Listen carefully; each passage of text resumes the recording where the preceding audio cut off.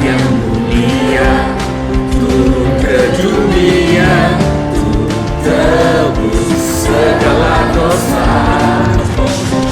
Kau beri keselamatan, beri kesempatan, kasih-Mu membukakan.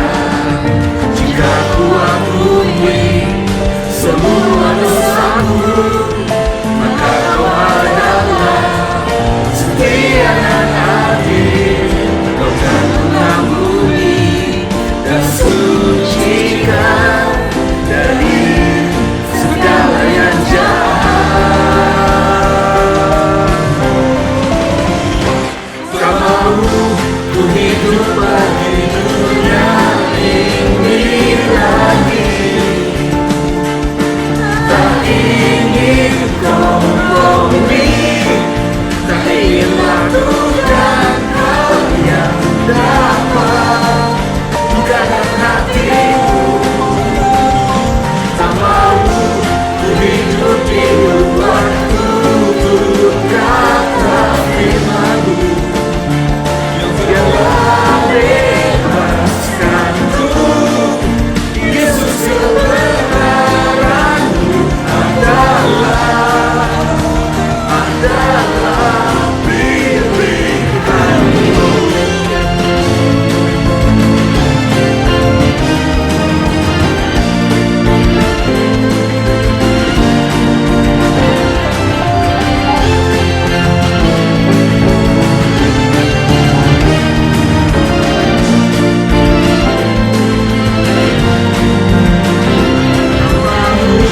Ku hidup bagi dunia ini lagi,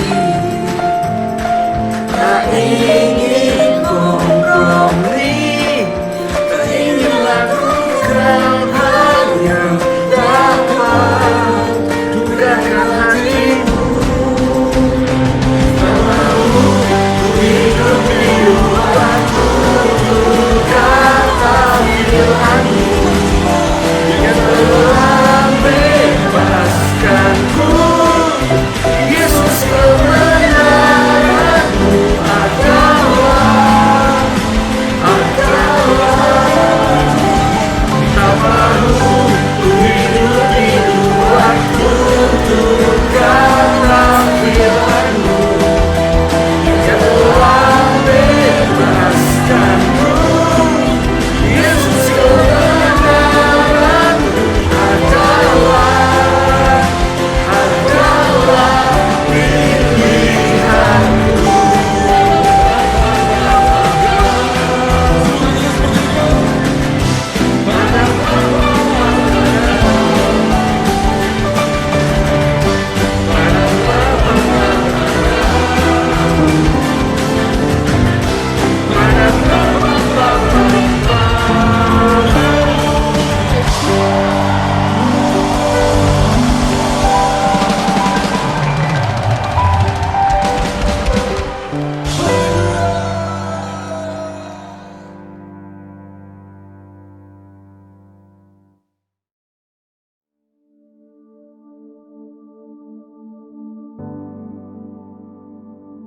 Shalom, apa kabar semua? Kita bersyukur karena kesempatan yang baik kita masih dapat bertemu lagi di dalam ibadah online ini. Dan doa saya setiap jemaat GLC yang ada di Kota Kinabalu, di Papar, di Dandun, di Pitas, maupun dimanapun ahli keluarga kita berada, Tuhan Yesus menyertai kita, melindungi dan memberkati setiap usaha kita, dan dijauhkan daripada segala yang jahat. Mari jemaat Tuhan yang kekasih, kita dahulukan dengan ucapan syukur dan terima kasih kepada Tuhan Yesus. Mari kita berdoa sebelum kita mendengarkan firman Tuhan pada hari ini. Mari kita berdoa. Bapa di syurga, di dalam nama Tuhan Yesus, kami bersyukur karena Engkau Tuhan yang baik. Kami juga berkesempatan di mana mendengarkan firman-Mu pada hari ini. Berkatilah ibadah kami Tuhan, berkati setiap anak-anak Tuhan dimanapun mereka berada, dan ahli keluarga yang mendengarkan kebenaran firman Tuhan ini. Engkau memberkati kami semua, memberkati persekutuan kami, berkatilah firman-Mu Tuhan, dan biar nama Tuhan Yesus saja ditinggikan, diagungkan di tengah-tengah pernyataan kebenaran firman Tuhan. Berbicaralah Engkau Tuhan Yesus lewat lidah hamba-Mu ini, biar apa yang keluar adalah berasal daripada Engkau sendiri, menguatkan iman kami. Terima kasih Bapa di surga, terpujilah nama-Mu. Di dalam nama Tuhan Yesus kami berdoa, kami bersyukur. Amin. Shalom sekali lagi, Tuhan itu baik. Amin. Mari pada saat ini saya mengajak kepada setiap jemaat dan ahli keluarga, saudara-saudara yang lain yang mendengarkan firman Tuhan pada hari ini, kita melihat di dalam Alkitab kita, ya, di dalam Perjanjian Lama. Ya, kita melihat di dalam Alkitab kita, yaitu kitab Zefanya. Ya, kita melihat di dalam kitab Zefanya. Di dalam kitab Zefanya ini, dia hanya terdiri daripada 3 pasal saja, ya, sangat pendek kitab ini yang ditulis oleh Nabi Zefanya. Nabi Zefanya ini adalah seperti nabi-nabi yang lain juga yang dipakai dan diutus oleh Tuhan, di mana dia menyatakan dan memberitakan nubuatan daripada Tuhan yang sangat menitik beratkan tentang hal-hal pertobatan, ya. Dan inilah yang dikatakan, di mana pada masa Nabi Zefanya melayani itu adalah bersamaan masa pelayanan daripada Nabi Yeremia, Nabi Habakuk, dan juga seorang nabi perempuan, ya, Nabiya Hulda. Dia adalah seorang suri rumah tangga, istri kepada Salum bin Tikwa. Namun dia adalah seorang yang takut akan Tuhan, yang dipakai oleh Tuhan untuk menyatakan kebenaran Allah bagi bangsa Israel. Nah, sungguh pun pada masa itu rakyat Yehuda, ya, yang diperintah oleh Raja Yosia, di mana Yosia melakukan reformasi rohani, artinya kebangunan rohani bagi rakyat Yehuda dan juga Yerusalem, ya, di mana dia menghancurkan segala berhala-berhala rakyat Yehuda yang ada di Yerusalem, dan dia minta rakyat semua hidup di dalam kebenaran firman Tuhan. Namun sayangnya rakyat Yehuda ini mereka sudah terbiasa, dan apa yang pemerintah sebelum Raja Yosia ini suatu perkara dosa yang sudah terpupuk, tertanam di dalam kehidupan mereka, ya. Dan Zefanya bernubuat dalam kitabnya ini sebelum pembaharuan dan kebangunan rohani yang dibawa oleh Raja Yosia, ya. Jadi pada hari ini tema kebenaran firman Tuhan adalah hari Tuhan tidak pernah terlambat. Hari Tuhan tidak pernah terlambat, atau pertolongan Tuhan tidak pernah terlambat di dalam kehidupan kita, ya. Sebab itu apa yang Nabi Zefanya sampaikan kepada bangsa yang ada di Yerusalem dan juga bangsa suku Yehuda ini, juga kepada bangsa-bangsa di muka bumi ini. Pesan yang penting Tuhan berikan kepada Yehuda dan rakyat yang ada di Yerusalem, juga kepada bangsa-bangsa di muka bumi ini. Yang pertama adalah peringatan akan hukuman Allah, peringatan akan hukuman Allah terhadap umatnya yang percaya Tuhan dan bangsa-bangsa yang ada di muka bumi ini. Yang pertama adalah peringatan akan hukuman Allah, ya. Di dalam Zefanya pasal yang pertama, ayat yang pertama hingga ke ayat yang ke-8 dan 12, ya. Zefanya pasal yang pertama, ayat yang pertama hingga ayat yang ke-8 dan 12, saya baca. Firman Tuhan yang datang kepada Zefanya bin Kushi bin Gelia bin Amarya bin Hezekiah dalam zaman Yosia bin Amon, Raja Yehuda. Ayat kedua. Aku akan menyapu bersih segala-gala dari atas muka bumi. Demikianlah firman Tuhan.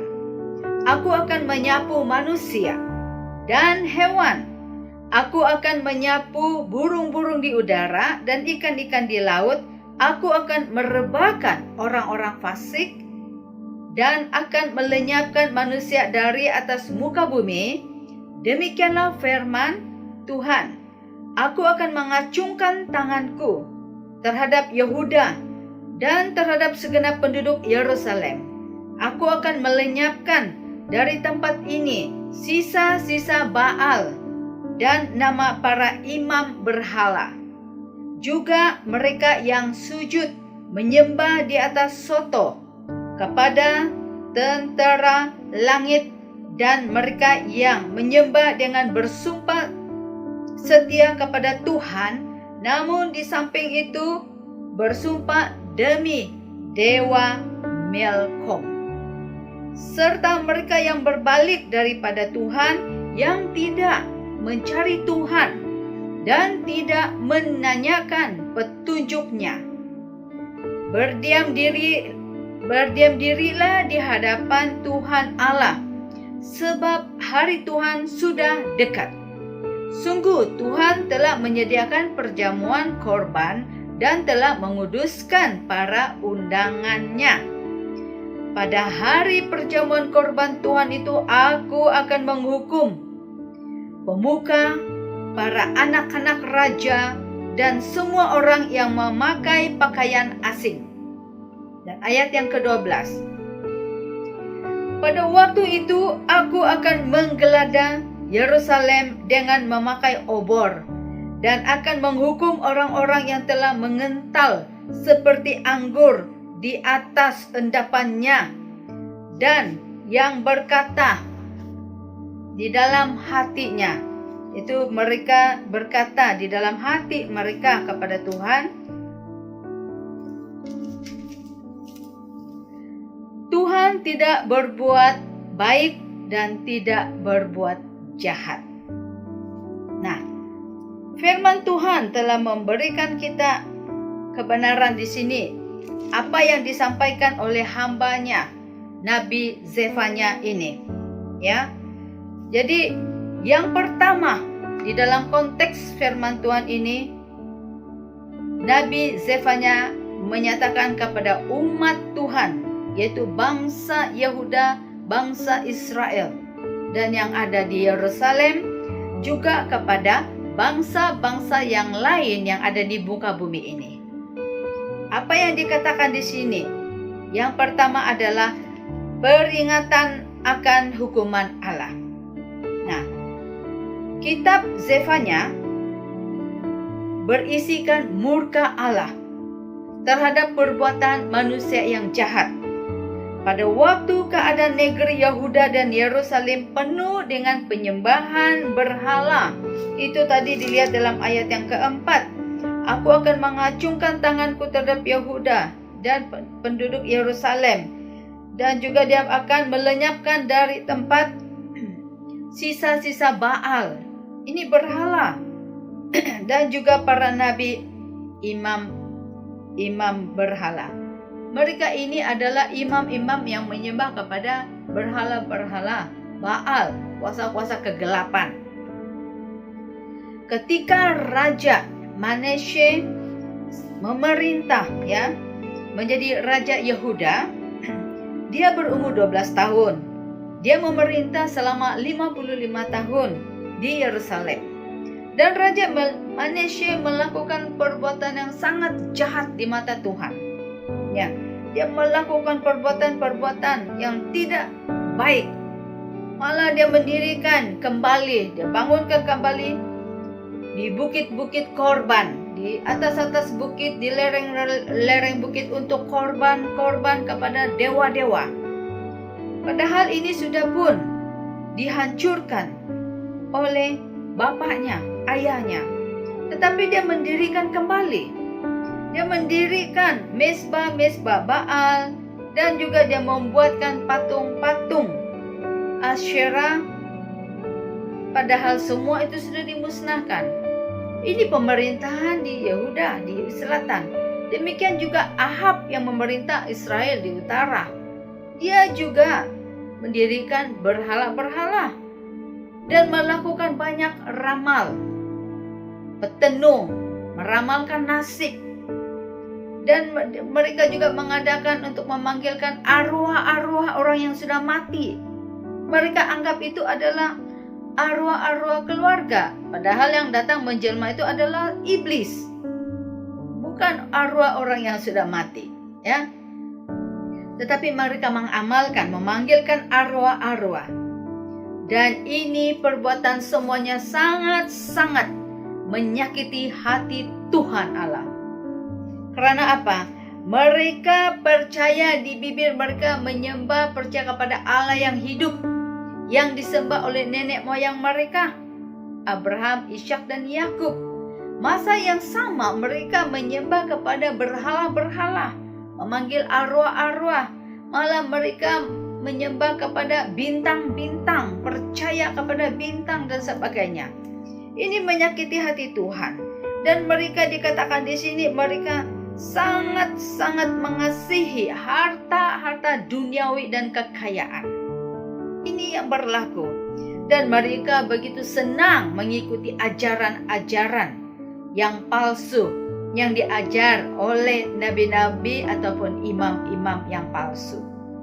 Dan ramai hamba-hamba Tuhan yang telah murtad, yang tadinya setia menyembah kepada Tuhan yang benar, mereka mulai terpedaya dan mengikuti ajaran-ajaran yang sesat dan menyembah kepada dewa-dewa, memanggil arwah-arwah, menyembah kepada berhala-berhala, ya.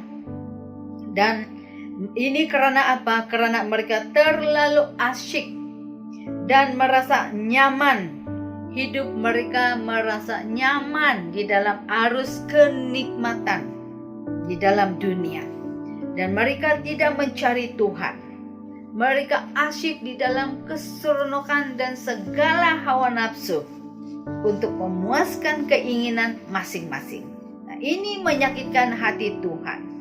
Jadi Tuhan memberi dan mengutus hambanya Zefanya untuk memberikan apa? Satu peringatan akan hukuman Allah. Dia memberikan warning, amaran. Sebelum Allah bertindak, dia pasti memberikan satu tanda. Dia pasti memberikan satu amaran, peringatan, ya, kepada umatnya, bangsa Israel, dan juga kepada bangsa-bangsa yang ada di muka bumi ini, supaya setiap orang berbalik kepada Tuhan, ya. Iman mereka sudah menjadi mati. Banyak orang sekarang menyembah kepada Tuhan, begitu aktif di dalam gereja ataupun di dalam penyembahan-penyembahan yang lain. Namun hati mereka, iman mereka bukan iman yang murni. Iman mereka jauh daripada Tuhan, jauh daripada firman Allah. Hanya bibir saja yang berkata-kata, tetapi hati mereka sungguh-sungguh jauh daripada Tuhan. Tidak melekat lagi kepada firman Tuhan. Takut akan Tuhan tidak ada di dalam hati mereka. Respect yang tertinggi kepada Tuhan, ya. Mereka lebih menghormati manusia. Mereka lebih menghormati dan takut kepada pemimpin agama berbanding takut kepada Tuhan, ya. Nah, di dalam ayat pasal yang pertama ayat 2 hingga 12 tadi sudah mengatakan peringatan kepada raja dan seluruh rakyat Yehuda. Dan bangsa-bangsa harus memperbaharui ketaatan kepada Tuhan dan hidup mentaati hukum atau firman Allah. Tuhan memberikan peringatan. Jadi, kalau kita melihat apa yang berlaku saat ini suatu peringatan. Ini suatu amaran daripada Tuhan, supaya manusia sadar bahwa Tuhan itu pasti menjatuhkan hukuman kepada orang-orang yang memberontak melawan Tuhan dan yang meninggalkan Tuhan dan kasih yang semula, ya, yang hanyut di dalam kedagingan hawa nafsu, yang gila mencari harta kekayaan dan mabuk mencari duit daripada mencari wajah Tuhan. Apakah Tuhan tidak mencukupi keperluan kita kalau kita sungguh-sungguh melekat kepada Tuhan dan firman-Nya? Tuhan itu baik. Tuhan tidak pernah meninggalkan kita. Amin. Sebab itu dikatakan di sini, Aku akan menyapu bersih segala-galanya dari atas muka bumi. Aku akan menyapu manusia dan hewan. Aku akan merebahkan orang-orang fasik. Aku akan melenyapkan manusia dari atas bumi. Aku akan mengacungkan tanganku, kata Tuhan, terhadap Yehuda dan segenap penduduk Yerusalem. Aku akan melenyapkan sisa-sisa Baal. Apa yang menjadi keutamaan dalam kehidupan kita? Mungkin kita katakan, di dalam rumah kami tidak ada berhala, tidak ada benda-benda mati yang perlu disembah. Saudara, segala sesuatu yang menjadi utama dan terutama yang sangat kita sayangi, kasihi dalam diri kita, itu adalah Allah atau ilah yang kita simpan dalam kehidupan kita. Sebab itulah firman Allah berkata, bahwa letakkanlah Tuhan Yesus menjadi tempat yang pertama dan utama di dalam kehidupan kita. Kemudian barulah suami istri, kemudian anak-anak, barulah hal-hal yang lain, pekerjaan dan pelayanan. Jadi yang pertama Tuhan Yesus di dalam hidup kita, di dalam gereja, di dalam pelayanan, di dalam pekerjaan. Jadikan Yesus itu sentral kehidupan kita, menjadi pusat kehidupan dan tumpuan mata hati kita. Ya, jangan diterbalikkan. Barulah suami istri harus bersama-sama. Kemudian baru anak-anak. Jangan diterbalikkan, anak di atas, istri di bawah. Harus suami istri itu bersama-sama. Dan kepala rumah tangga itu adalah Yesus Kristus sendiri. Ya, kemudian baru dia mengambil seorang suami menjadi ketua dalam keluarga, yang bertanggung jawab terhadap istri, anak-anak, cucu, cicit, dan segala keturunannya. Sebab itu, apa yang dikatakan di sini? Tuhan berkata, aku akan menggeledah, dia akan bongkar Yerusalem, dia akan pakai obor dan menghukum orang yang telah mengental seperti anggur di atas endapan, dan berkata, Tuhan tidak berbuat baik. Manusia, semakin Tuhan memberikan peringatan, mereka tidak mau mendengarkan. Tuhan katakan mereka keraskan hati seperti endapan. Ya, endapan di atas anggur minuman seperti itu, hampas yang ada di atas sudah membeku. Hati mereka beku, hati manusia beku, tidak mau mencari Tuhan, tidak mau lagi berdoa, tidak mau bersyukur menyembah Tuhan.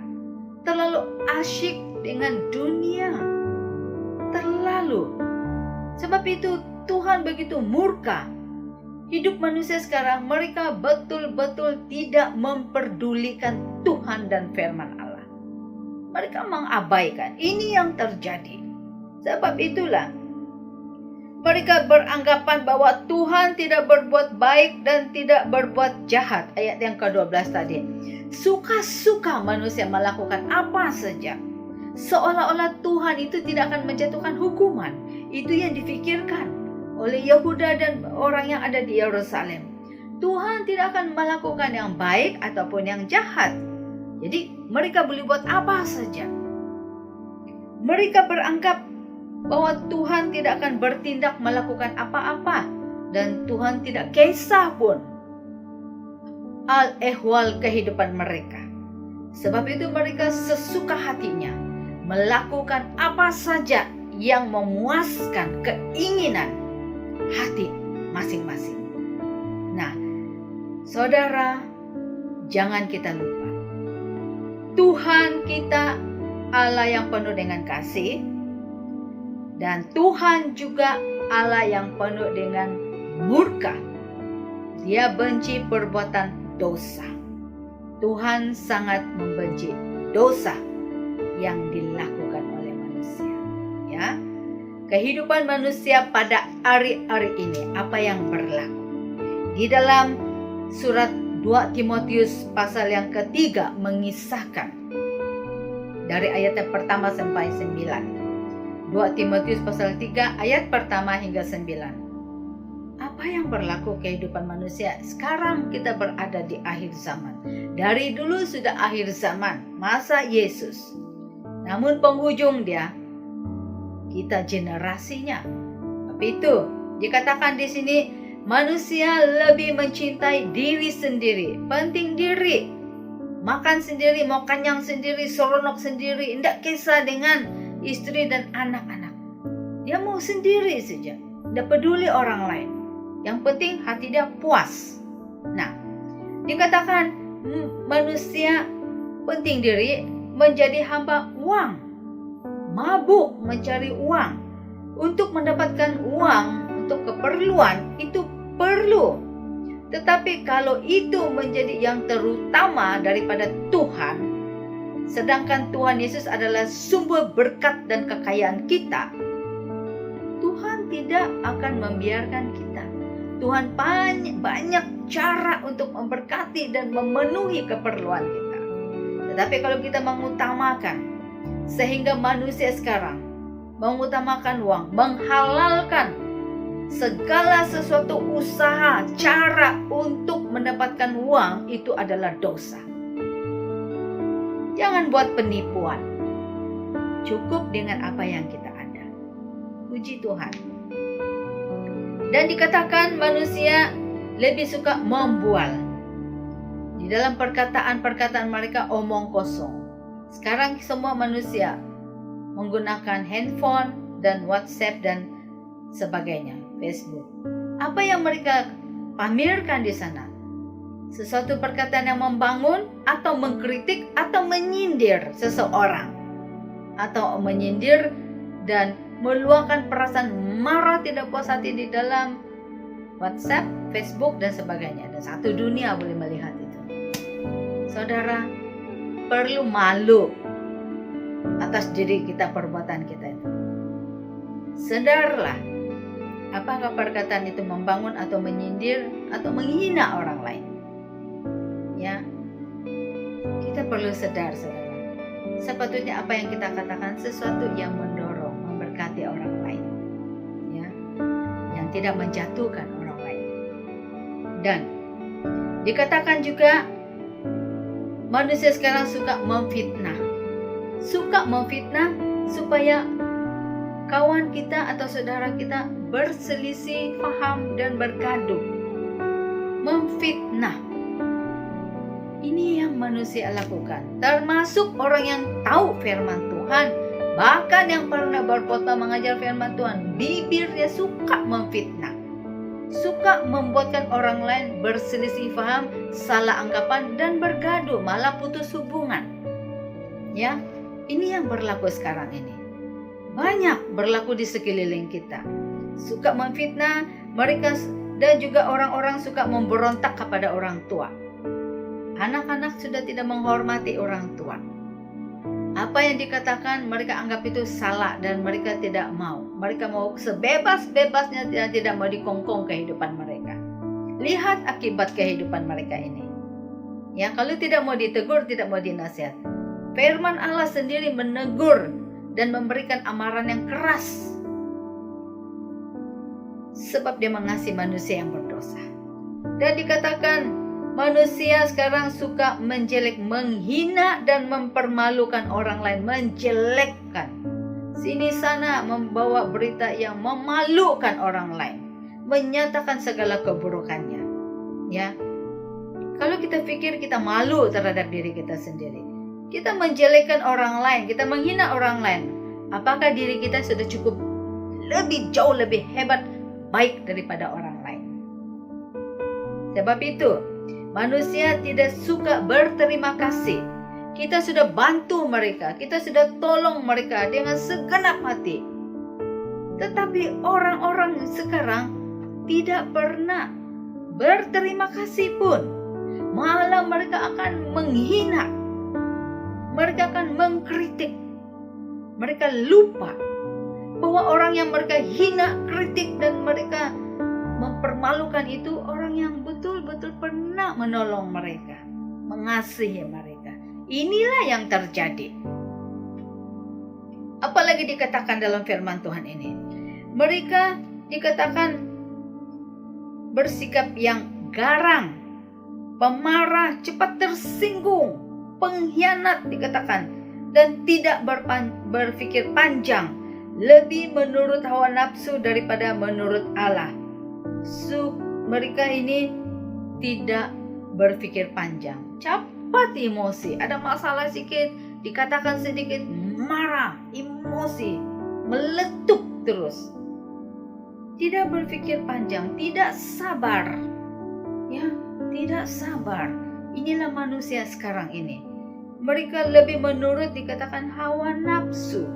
Nafsu dia saja mau dipenuhi. Dia tidak pikir keperluan orang lain. Jadi, mereka lebih menurut hawa nafsu daripada menurut Allah, daripada menurut firman Tuhan. Mereka menjadikan diri sendiri sebagai Tuhan bagi dirinya sendiri. Saudara, dikatakan di sini juga hati dan pikiran yang jahat, perkataan yang kotor, perkataan yang negatif jangan keluar dan menghina pada orang, khususnya sesama hamba Tuhan. Kalaupun kita pernah disakiti, disinggung, dikatakan, datang kepada Tuhan, berdoa. Roh Kudus memberikan kita kekuatan penghiburan sehingga kita melupakan dan mengampuni, mengasihi dan memberkati orang itu. Bagaimana mungkin kita boleh beribadah, menyembah Tuhan kalau hati kita penuh dengan kebencian, penuh dengan sakit hati, penuh dengan dendam, dosa-dosa orang itu sampai mati pun tidak dilupakan, sentiasa dicakap, diungkit, ya, sampai bila kita harus malu terhadap diri kita. Artinya kita orang percaya menjadi terang dan garam kepada orang lain. Jangan terus-menerus asik memperkatakan dan ingat tentang apa yang orang lakukan kepada kita. Lupakan. Serah kepada Tuhan. Ya, susah kita melayani, susah menyembah Tuhan, berdoa pun susah. Kalau ada sakit hati, dendam, kebencian di hati kita harus serahkan kepada Tuhan sehingga kita bebas menyembah, memuji Tuhan. Amin. Nah, sebab itu Tuhan memberikan peringatan sebab manusia sudah jatuh di dalam dosa. Seterusnya yang kedua, apa yang dikatakan oleh Nabi Zefanya? Tuhan memberikan kesempatan. Kesempatan adalah anugerah Allah. Kesempatan adalah anugerah Allah. Kita lihat di dalam Zefanya pasal yang kedua, ayat yang pertama dan juga sampai ayat yang ketiga. Ini adalah seruan untuk bertobat. Zefanya pasal yang kedua, ayat pertama dan ketiga. Bersemangatlah dan berkumpullah, hai bangsa yang acuh tak acuh, ya. Mau tidak, dua hati. Sebelum kamu dihalau seperti sekam yang tertiup, sebelum datang ke atasmu murka Tuhan yang bernyala-nyala itu, sebelum datang ke atasmu hari kemurkaan Tuhan. Jadi sebelum datang hari Tuhan, hari kemurkaan, kemarahan Allah ditumpahkan, sebelum semuanya ditunggang langgangkan, maka Tuhan berkata ayat yang ketiga, carilah Tuhan, hai semua orang yang rendah hati di negeri, yang melakukan hukumnya, carilah keadilan, carilah kerendahan hati, mungkin kamu akan terlindung pada hari kemurkaan Tuhan. Mungkin. Sebab itu Tuhan katakan, cari Tuhan. Semua orang yang rendah hati, yang melakukan hukum, melakukan perintah Tuhan, dan cari keadilan, cari kerendahan hati. Mungkin kamu akan dilindung pada waktu hari Tuhan itu, pada waktu hari kemurkaan Allah dinyatakan, ditumpahkan. Jadi ini adalah suatu kesempatan. Pertama, Tuhan memberikan amaran, peringatan bahwa hukuman Allah itu pasti terjadi tepat waktunya, tidak akan tertunda-tunda. Dan sebelum hari itu terjadi, Tuhan memberikan amaran, Tuhan memberikan peringatan melalui hambanya, para nabi dan juga nabi Zefanya. Dan juga Tuhan memakai setiap para ibu bapak, memberikan teguran, peringatan kepada anak-anak, juga kepada para hamba Tuhan, mengkhotbahkan tentang firman Allah, bukan mengkhotbahkan tentang keburukan orang lain, keburukan gereja yang lain. Saudara, bibir kita menyatakan kebenaran firman Allah. Jangan sekali-kali kita mengkhotbahkan tentang keburukan, kelemahan pribadi orang, gereja orang.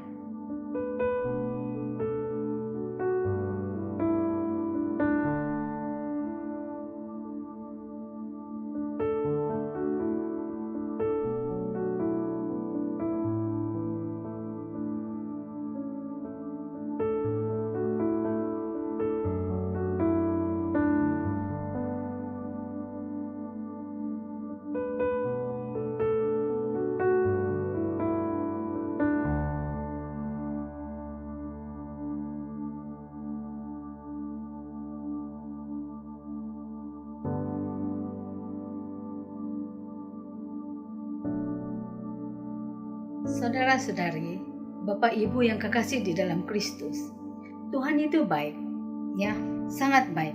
Dia sentiasa memberikan kesempatan kepada setiap manusia sebelum datangnya hari Tuhan, hari kemurkaan Allah.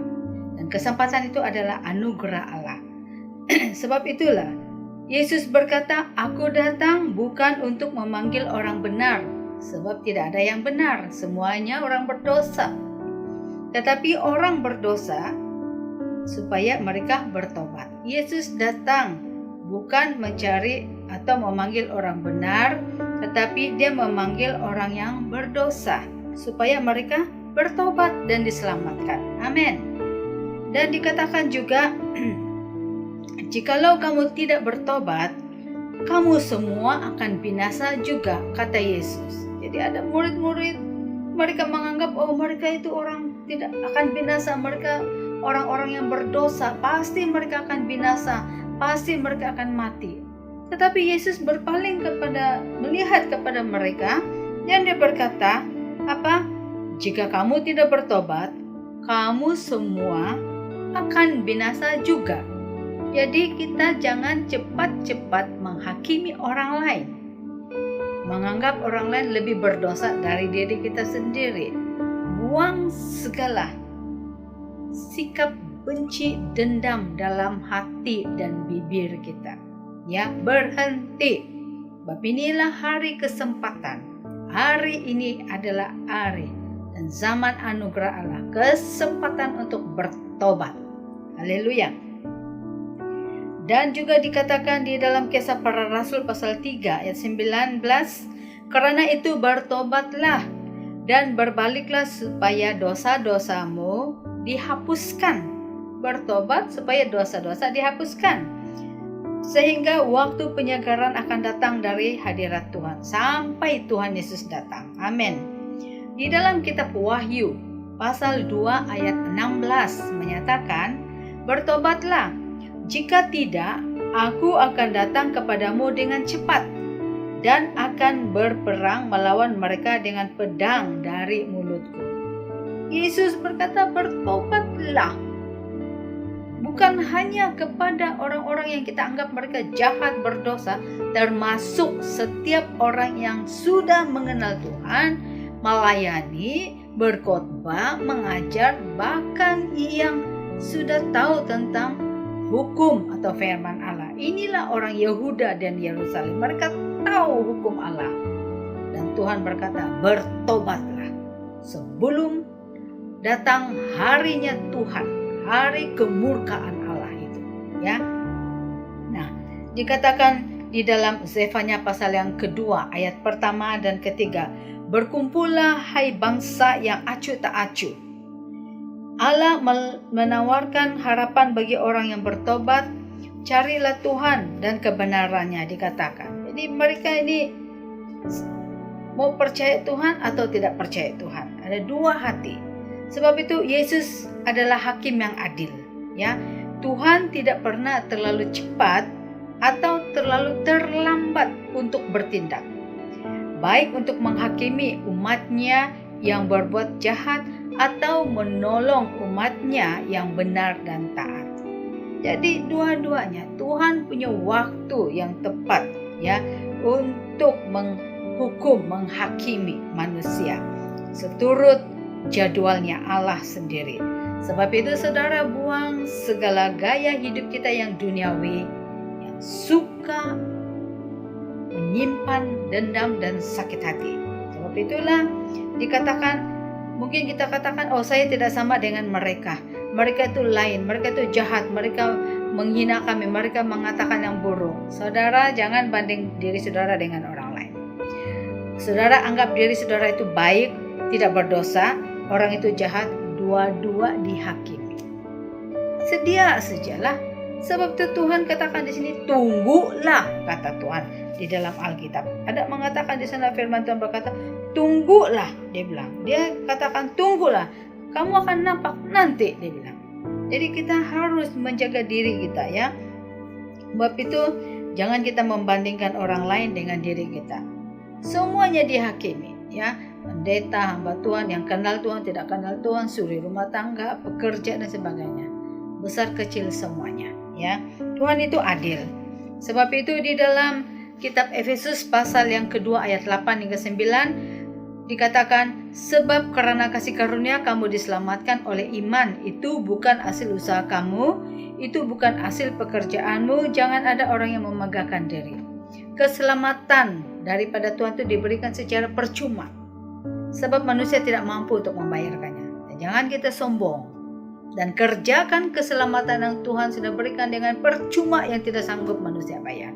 Kerjakan dengan setia ya, jangan berhenti di sana saja. Terus bekerja, memuliakan dan menyenangkan hati Bapa di surga. Yesus berkata di dalam Injil Yohanes pasal 3 ayat 16, karena begitu besar kasih Allah akan dunia ini, akan manusia di dunia ini, sehingga dia mengaruniakan, memberikan anaknya yang tunggal satu-satunya. Dia tidak beri Rasul Paulus, Petrus dan sebagainya, tapi dia memberikan Yesus, Mesias anak Allah yang hidup, supaya setiap orang yang percaya kepada Yesus tidak binasa, melainkan beroleh hidup yang kekal. Amin. Sebab yang mati di kayu salib itu adalah Yesus Kristus, bukan Petrus, bukan Yohanes, bukan Yakobus, dan bukan siapa-siapa. Dan kepada Dialah kita percaya, karena Dia yang menyelamatkan kita. Amin. Sebab itu dikatakan di sini di dalam kitab Mazmur 103 ayat 12, sejauh timur dari barat, demikian juga dijauhkannya daripada kita pelanggaran kita. Seperti jauh timur dan barat, demikian dosa kita dihapuskan, dijauhkan dari kita oleh Tuhan. Kitab Yesaya pasal pertama ayat yang ke-8, marilah baiklah kita berperkara, firman Tuhan, sekalipun dosamu merah seperti kirmizi, akan menjadi putih seperti salju. Sekalipun berwarna merah seperti kain kesumba, merah pekat dosa kita, akan menjadi putih seperti bulu domba, dibasuh, disuci, dihapuskan oleh darah Yesus yang tak bercacat dan bercela. Amin. Di dalam kitab Mika pasal yang ke-7 ayat 19, biarlah Ia kembali menyayangi kita, menghapuskan kesalahan-kesalahan dan melemparkan segala dosa kita ke tubir-tubir laut. Tuhan tidak akan mengingat-ingati dosa yang kita akui di hadapannya. Manusia selalu ingat kesalahan orang lain, tetapi Tuhan tidak. Amin. Juga dikatakan, Yesus berkata dalam Injil Matius pasal yang ke-6 ayat 14-15, karena jikalau kamu mengampuni kesalahan orang, Bapa-Mu yang di surga akan mengampuni kamu juga. Kalau kita mengampuni kesalahan orang lain, tidak disimpan menjadi buruk, maka Bapa di surga juga mengampuni kesalahan dan dosa kita. Ya, jangan anggap kita ini tidak berdosa. Jangan terlalu sombong ya. Tetapi jikalau kamu mengampuni orang, Bapa-Mu juga jikalau kamu tidak mengampuni orang, Bapakmu juga tidak akan mengampuni kesalahanmu. Jadi ada dia punya balasan di sana. Jangan berdendam. Juga dalam Injil Matius pasal 26 ayat 28. Sebab inilah darahku, kata Yesus, darah perjanjian yang ditumpahkan bagi banyak orang untuk pengampunan dosa. Hanya darah Yesus boleh menyucikan dosa saudara dan dosa saya, menghapuskan dosa kita. Darah Yesus, bukan darah binatang, bukan pengorbanan anak dan sebayi-bayi begitu, yang diamalkan oleh bangsa-bangsa Israel menurut penyembahan-penyembahan, dan mereka memakai pakaian asing, yaitu gaya hidup sekuler duniawi. Mereka ikut turut, dan Tuhan katakan buang, jangan pakai seperti itu. Dan yang ketiga, yang terakhir, Nabi Zefanya menyampaikan sesuatu pesan yang sangat baik dan indah, yaitu hukuman Allah atas umatnya dan bangsa-bangsa. Ini berita bagi semua orang. Hukuman atas Allah atas umatnya, orang percaya, dan juga kepada bangsa-bangsa yang ada di bumi ini. Jadi tidak terkecuali. Zefanya pasal yang ketiga ayat 1 dan juga seterusnya ayat yang ke-2. Dikatakan, celakalah si pemberontak dan si cemar, hai kota yang penuh penindasan. Ia tidak mau mendengar teguran siapapun dan tidak mempedulikan kecaman. Kepada Tuhan ia tidak percaya, dan kepada Allahnya ia tidak menghadap. Wow, ini terlalu jahat, sombong. Kemudian dikatakan lagi di sini ayat ke-5, tetapi Tuhan adil di tengah-tengahnya, tidak berbuat kelaliman. Pagi demi pagi ia memberi hukumnya. Itu tidak pernah ketinggalan pada waktu fajar, tetapi orang lalim tidak kenal malu. Orang yang suka berbuat dosa tidak pernah malu. Suka mulut terus mengkritik, membenci, dendam, sakit hati, suka menghina orang lain. Saudara, ambil Alkitab, cermin diri kita, ya. Sebab itu jangan suka menghakimi orang lain. Buang semua sikap yang dosa itu.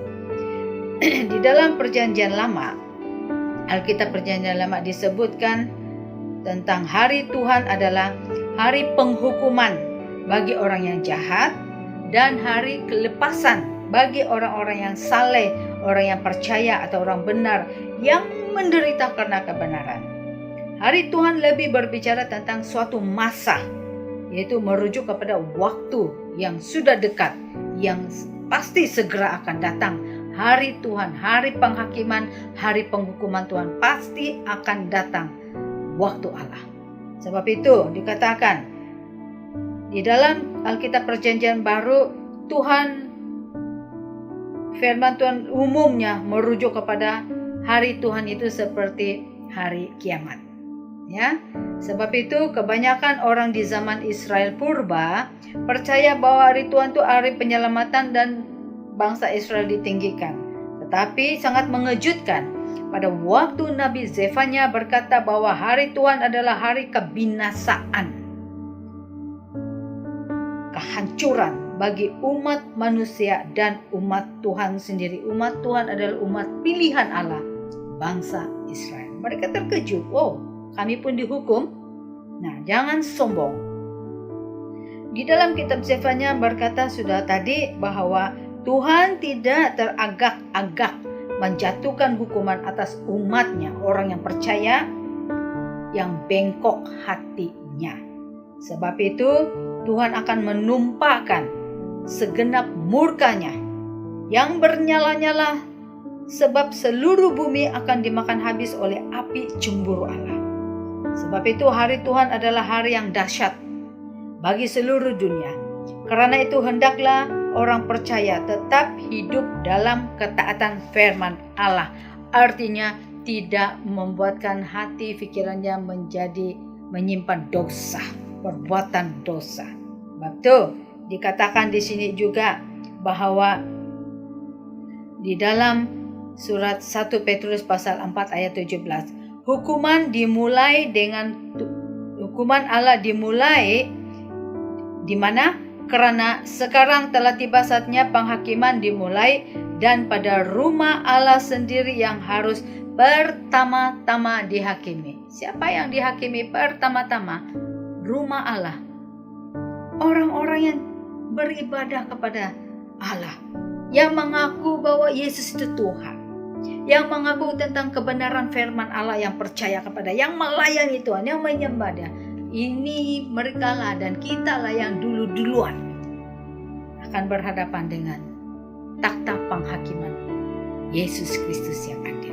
Ya, sebab itu dikatakan di dalam kitab Zefanya ini bahwa bangsa-bangsa yang disebut mewakili semua bangsa di dunia. Yang disebut bangsa-bangsa ini adalah yaitu bangsa orang Palestina, bangsa orang Moab, bangsa orang Amon, bangsa orang Ethiopia, dan orang Asyur. Bangsa-bangsa akan dilenyapkan dan kota-kota dihancurkan sebagai peringatan umat Tuhan. Namun mereka tidak takut. Apa yang Tuhan berikan amaran, justru perbuatan mereka semakin busuk. Perbuatan mereka. Itulah yang dikatakan di dalam Zefanya pasal yang ketiga ayat 9 dan 10. Yaitu tentang pemulihan umat dan bangsa-bangsa. Dikatakan, namun Tuhan itu baik. Dia akan memberikan bibir yang baru, yang bersih kepada umatnya supaya mereka dapat menyembah dalam roh dan kebenaran, menyembah dalam kesatuan. Dari segala bangsa akan datang menyembah kepada Tuhan. Walau bagaimanapun Tuhan telah menyediakan, yaitu hari penyelamatan. Dia mengasihi orang berdosa, yang datang kepadanya tidak akan dibuang. Tuhan itu baik, tapi itu Dia berikan kesempatan. Dia masih menyelamatkan orang-orang yang masih bertahan dan setia kepada firman Tuhan. Ya, sebab itu dikatakan di sini, kerajaan Allah adalah kerajaan yang sukacita, penuh sukacita, pemulihan dalam kesetiaannya. Tuhan akan memberikan orang-orang yang percaya kepadanya tinggal di dalam kerajaan surga yang penuh dengan sukacita, pemulihan. Ya, Tuhan itu baik. Sebab itulah dikatakan, hai Sion, jangan takut. Dikatakan, jangan takut, tanganmu sudah letih lesu, dan Tuhan Allahmu ada di antaramu sebagai pahlawan yang memberikan kemenangan.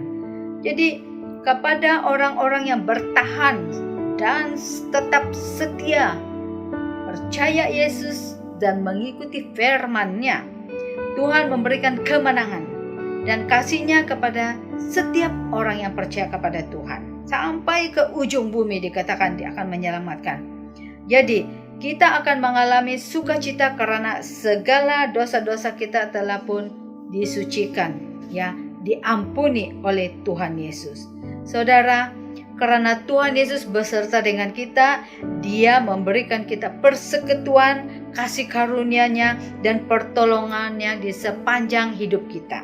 Oleh itu, sukacita kita akan mencapai puncaknya pada hari Tuhan nanti, di mana Tuhan Yesus menyatakan sepenuhnya kemuliaan dan kebesarannya di bumi yang baru, di langit yang baru. Bersama dengan Tuhan Yesus kita akan hidup untuk selama-lamanya. Sebab itulah Yesus berkata di dalam Injil Yohanes pasal 14 sampai ayat 1 sampai 3 dikatakan, Yesus itu datang daripada surga dan Dia katakan apa? Aku akan balik kepada rumah di surga, yaitu di dalam kerajaan surga. Dan Yesus berkata di dalam Injil Yohanes pasal 14, ini adalah sebagai penutupan ayat yang pertama dan 3. Janganlah gelisah hatimu. Percayalah kepada Allah, percayalah juga kepadaku, kata Yesus. Di rumah Bapakku banyak tempat tinggal. Jika tidak demikian, tentu aku mengatakannya kepadamu, sebab aku pergi ke situ untuk menyediakan tempat bagimu. Amin. Dan apabila aku telah pergi ke situ dan telah menyediakan tempat bagimu, yaitu di surga, aku akan datang kembali dan membawa kamu ke tempatku, supaya di tempat di mana aku berada, kamu pun berada. Amin. Tuhan Yesus kembali ke surga menyediakan tempat tinggal bagi orang yang percaya. Jadi kita jangan takut dan gentar sementara kita hidup di dunia. Dan inilah masanya Tuhan mau semua orang bertobat. Yang paling cepat orang akan bertobat, orang yang berdosa, orang yang jahat adalah melalui goncangan. Amin, haleluya. Tapi Tuhan katakan, setiap orang yang percaya jangan gelisah hati, karena Tuhan telah menyediakan tempat tinggal kita di rumah Bapaknya di surga. Kita ada pengharapan di dalam Yesus Kristus. Tuhan memberikan peringatan dan juga Tuhan memberikan kesempatan untuk bertobat, itu anugerahnya. Dan akhirnya Tuhan katakan penghukuman itu pasti berlaku. Dan orang yang percaya diberikan keselamatan dan sukacita daripada Tuhan Yesus sendiri. Kita bersyukur karena Tuhan itu baik. Amin. Mari kita berdoa. Bapa di surga, di dalam nama Tuhan Yesus kami bersyukur buat firman Tuhan ini. Biarlah Engkau Tuhan terus memimpin hidup kami berjalan di dalam kebenaran Allah, supaya kami tidak menyimpang ke kiri dan ke kanan, dan tetap ikut setia kepada firman Tuhan. Roh Kudus memimpin kehidupan kami dan setiap jemaat GLC dimanapun mereka berada, ahli keluarga kami itu bungkus semua dengan kuasa darah-Mu Tuhan Yesus. Damai sukacita surgawi memenuhi dalam hati kami, keluarga, rumah tangga, setiap orang percaya. Terima kasih Bapa di surga, terpujilah nama-Mu. Di dalam nama Tuhan Yesus kami berdoa, kami bersyukur. Haleluya. Amin. Puji Tuhan, Tuhan Yesus memberkati. Shalom.